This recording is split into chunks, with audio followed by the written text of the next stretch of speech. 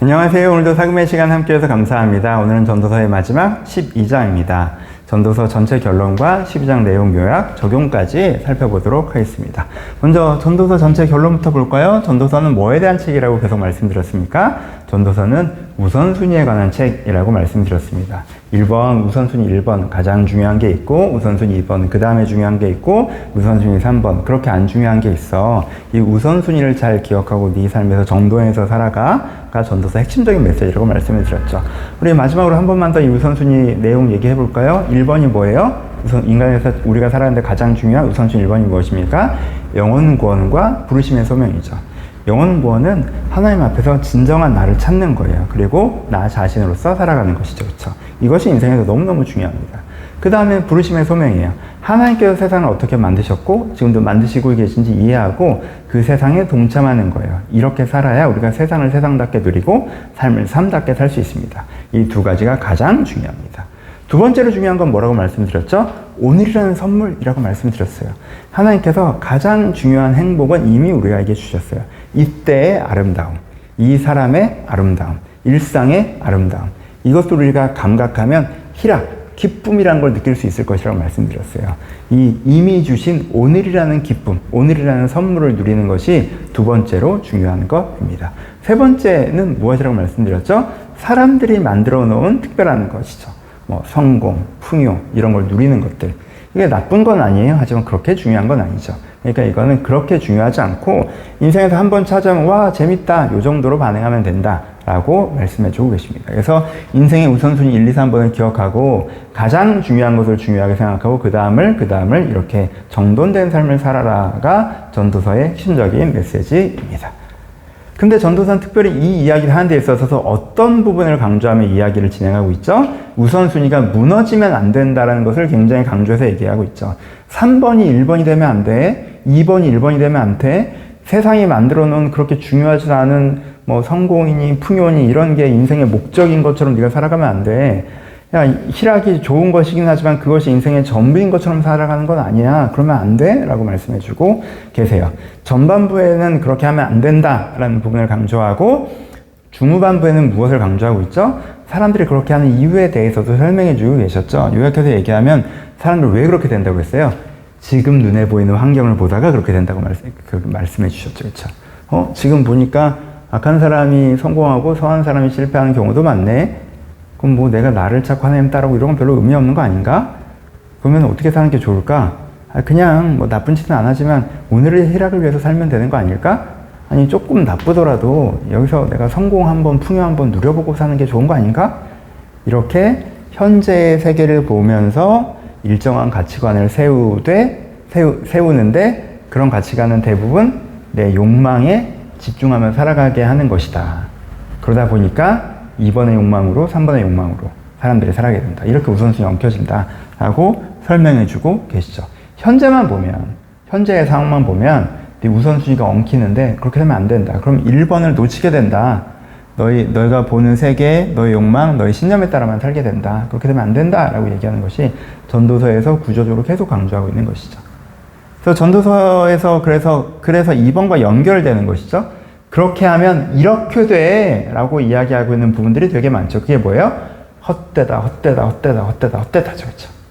네가 우선순위가 꺾여져서 2번과 3번이 인생에 제일 중요한 것처럼 살면 너는 결국 어떻게 될 거야? 허무감에 도착하게 될 거야. 내가 헛짓거리 한 것 같은데? 이게 단가? 내 손에 주어진 게 없어. 내가 그것을 위해서 열심히 살았는데 그게 고작 이거라고? 여기에 도착하게 될 거야.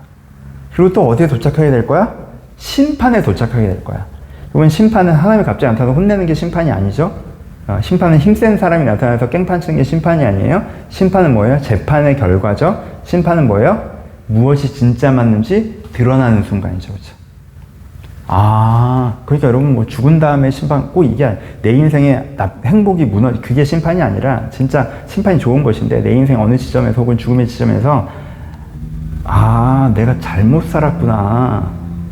이렇게 사는 거 아니라 영원의 삶, 부르심의 사명의 삶을 살았었어야 되는 거구나. 이 인생이라는 기회비용을 더 잘 살 수 있었는데 이렇게 낭비한 거구나. 나 헛되게 살았구나. 라는 걸 밝게 깨달아는 지점이 이제 심판이죠. 그렇죠? 그리고 허무감과 심판의 지점에서 우리는 어떻게 할 거라고 얘기해요? 후회하게 될 거라고 얘기해요. 그러니까 이렇게 하지 말고, 이렇게 우선순위가 꺾여서 살지 말고, 2번, 3번, 1번이 돼서 살지 말고 가장 중요한 걸 가장 소중히 하면서 살아 라고 하는 것이 전도서의 핵심적인 메시지입니다. 이제 12장 내용 살펴볼까요? 왜 결론을 먼저 설명하는지 여러분 알고 계시죠? 12장이 전도서 마지막 장이다 보니까 전도서의 결론을 이야기하고 있어서 그래요. 전도서 12장은 이 방금 얘기했던 내용을 그대로 이야기하고 있습니다. 가장 먼저 뭐라고 얘기해요? 창조주를 기억하라 라고 말씀하시죠. 그럼 창조주를 기억한다는 게 뭐예요? 저 창세기 1장 믿어요? 하나님께서 세상을 만드셨다는 거에 저 동의합니다. 저 창조론자예요 이거예요? 아니죠. 창조주를 기억하라는 건 두 가지 점에서 첫 번째, 하나님께서 나를 창조하셨다는 걸 기억하라는 거예요. 그게 무슨 뜻이에요? 내 욕망이 내가 아니고, 세상이 부르는 내 이름이 내가 아니고, 하나님께서 만드신 내 모습이 나다라는 거죠. 이건 영혼구원과 연결되는 거예요.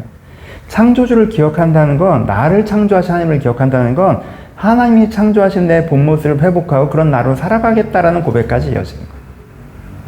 창조주를 기억하라는 두 번째는 뭡니까? 하나님께서 세상을 창조하셨다는 걸 기억하라는 거죠. 그렇죠? 그건 뭐예요? 하나님께서 세상 창조하셨죠. 이거 아니고. 우리는 어떻게 해요?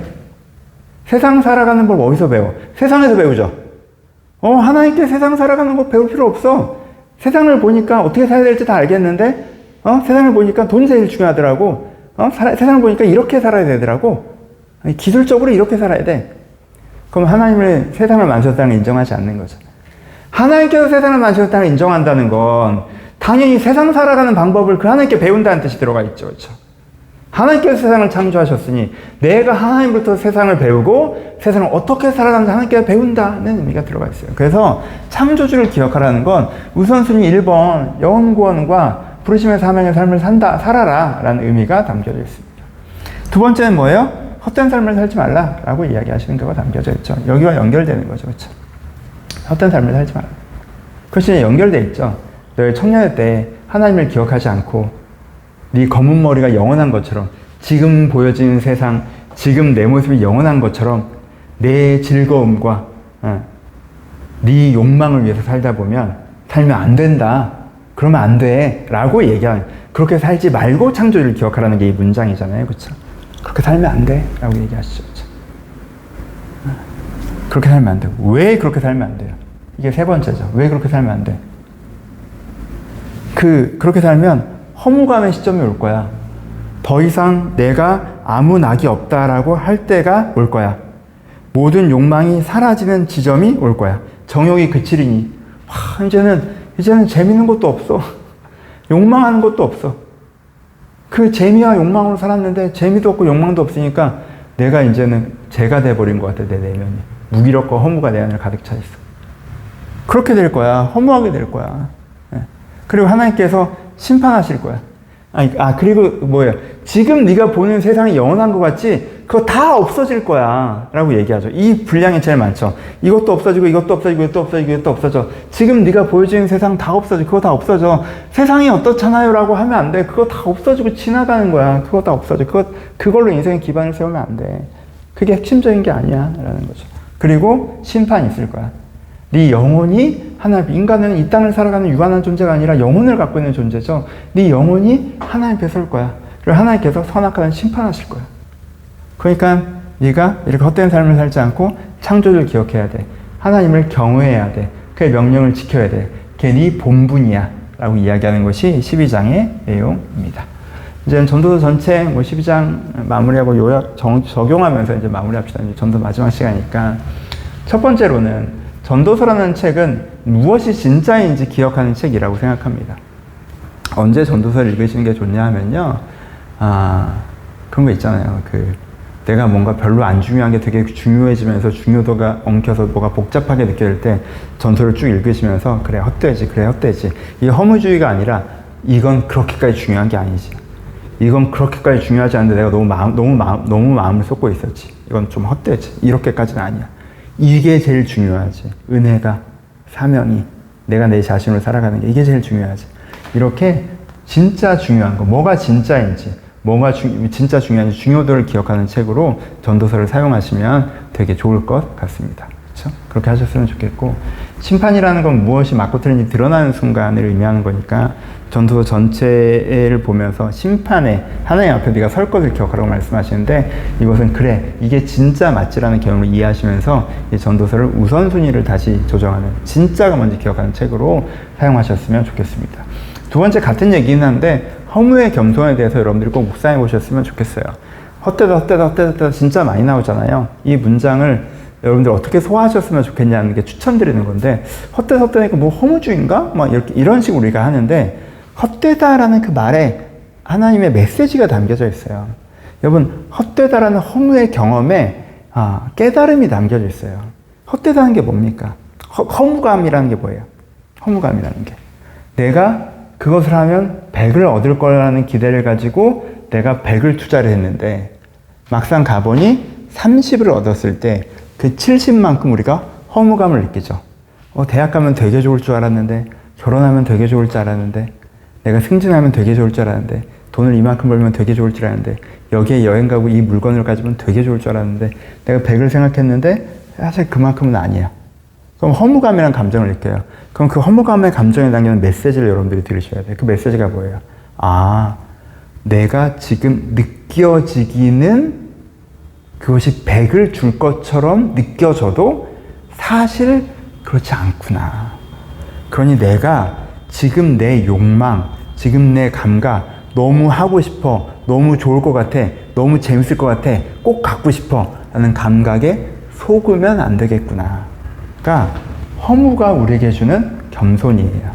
이게 맞아! 라고 하지 않을 수 있는, 지금 너무 그걸 원하고 그렇게 되면 너무 좋을 것 같아도 아니 꼭 그렇지 않을 수도 있지. 이걸 가지시면 전도서가 말했던 허무, 전도서가 말하는 헛됨을 우리가 어느 정도 소화하고 있는, 긍정적으로 그 허무의 경험을 긍정적으로 소화하고 있는 것이라고 생각을 합니다. 그래서 전도를 통해서 삶의 우선순위들을 점검하시고, 여러분들 전도서에서 얘기하는 허무를 통해서 저자가 깨달은 것들도 우리를 깨달아서 그 다음부터 또 그래 놓고도 또 다른 걸 갖고 또 다른 걸 그럴 게 아니라 그런 거 내 감각이 그렇게 흔들릴 필요 없다라는 부분들을 기억하시면 좋겠고, 마무리하면 여러분 삶에 대해서 살아보니까 별거 없던데 라고 얘기하시는 분들에게 제가 들려드리는 이야기인데, 한 사람이 에버랜드를 갑니다. 이 사람은 에버랜드가 맛있는 식당이 모여있는 곳이라고 알고 있어요. 그래서 아침에 에버랜드 들어가면서 어떤 기대감을 갖고 있냐면, 와, 내가 에버랜드에 있는 모든 식당에 가서 맛있는 거 진짜 많이 먹어야지, 오늘 얼마나 맛있을까? 이러고 에버랜드에 들어가요. 그리고 하루 종일 에버랜드에 있는 식당들을 찾아다닙니다. 그리고 저녁에 에버랜드가 폐장될 때 거기 있는 음식을 거의 다 먹어보면서 이제 나와요. 조금씩이라도 거의 다 먹어봤어요. 나오면서 이 사람 마음이 어떨까요? 에버랜드 별거 없네. 이러겠죠. 사람들 왜 에버랜드 하는 거야? 이해할 수가 없는데? 별거 없는데? 여기까지 왜 오는 거야 도대체? 그냥 먹으니까 먹었다. 이렇게 되겠죠. 전 인생 별거 없다고 얘기하는 사람이 이런 사람과 똑같다고 생각합니다. 인생에서 중요하지도 않은 걸 되게 중요하게 생각하고 막 그거에 집중해서 살아요. 그런데 뭐라고 하냐면요, 사는 거 별거 없네. 그냥 태어났으니까 사는 거지 뭐. 인생 별거 없어. 되게 뭔가 아는 것처럼. 여러분, 그 사람은 에버랜드에 대해서 아무것도 모르는 사람이에요.